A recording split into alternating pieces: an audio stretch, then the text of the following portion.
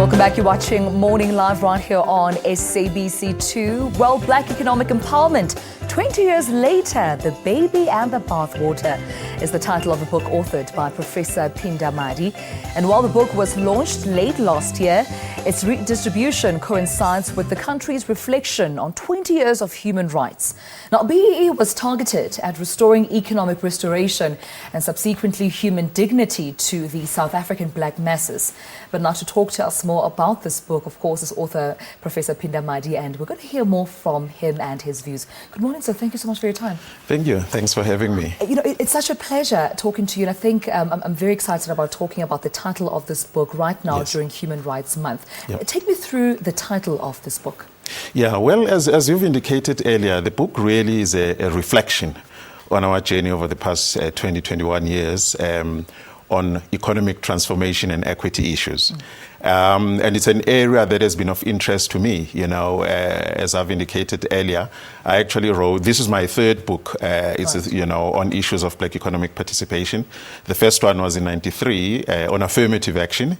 And then in 97, I wrote on black economic empowerment for the very first time, because as a process, it was beginning to unfold in the country.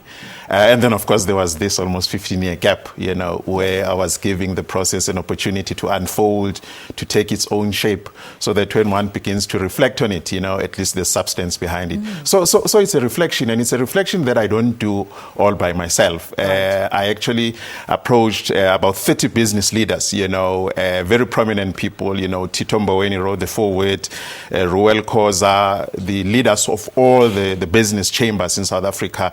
I also sat down with them, you know, I had one-on-one interviews. So it's a collective reflection by business leaders on how we've done on black economic empowerment. Now, speaking on that, you know, particular reflection, 20 years on later, you know, the book touches on a reflection of how far we've come as a country, and also the disadvantages of colonialism as well as apartheid, and how they've disadvantaged the majority of South Africans. What were some of the challenges that came out of your interviews, out of the book, of course, of, you know, the BEE?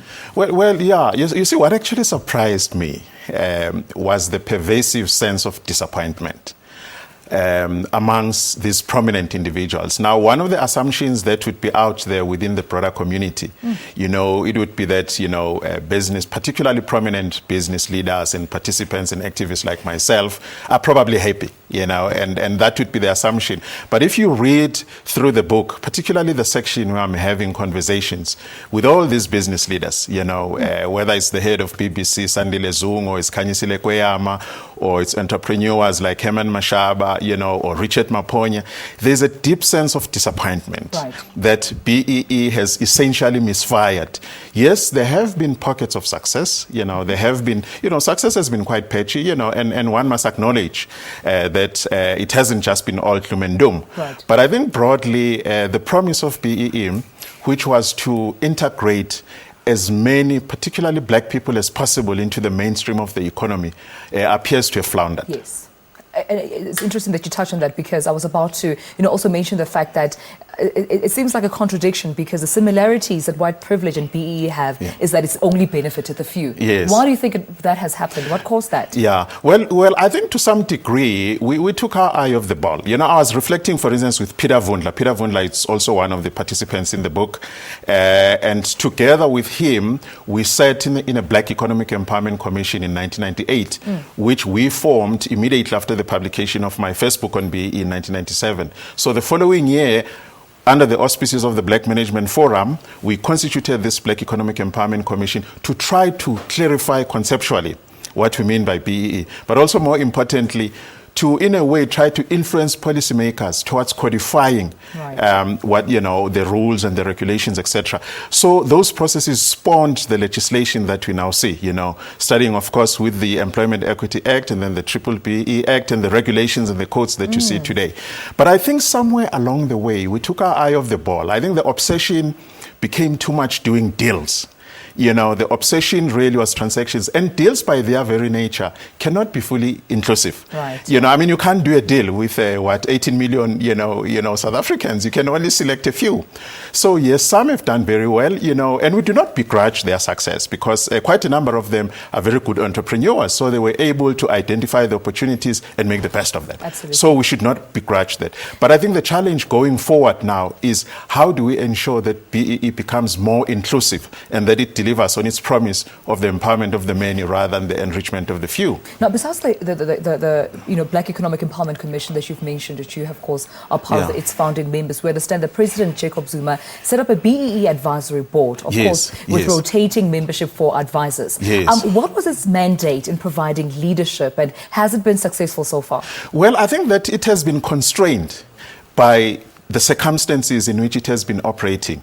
Because at the end of the day, it's an advisory unit. So it can only conceptually and theoretically provide some kind of vision, particularly to the president. But at the end of the day, these deals are done in the boardrooms, and the advisory council cannot be there. Now, if the obsession is on doing shared transactions, which again by its very nature is exclusive and elitist, then in a way, the advisory council can only watch perhaps in despair. Right. And that is why, for instance, the book argues that we need to have a reconfiguration of BEE going forward, that it now must be recalibrated towards the development, unashamedly, of black enterprise. Professor Madi, thank you so much for your time. Thank you for coming to Morning Live. It's a pleasure. Thank you so much. Well, of course, it's Professor Phinda Madi talking to us more about the black economic empowerment.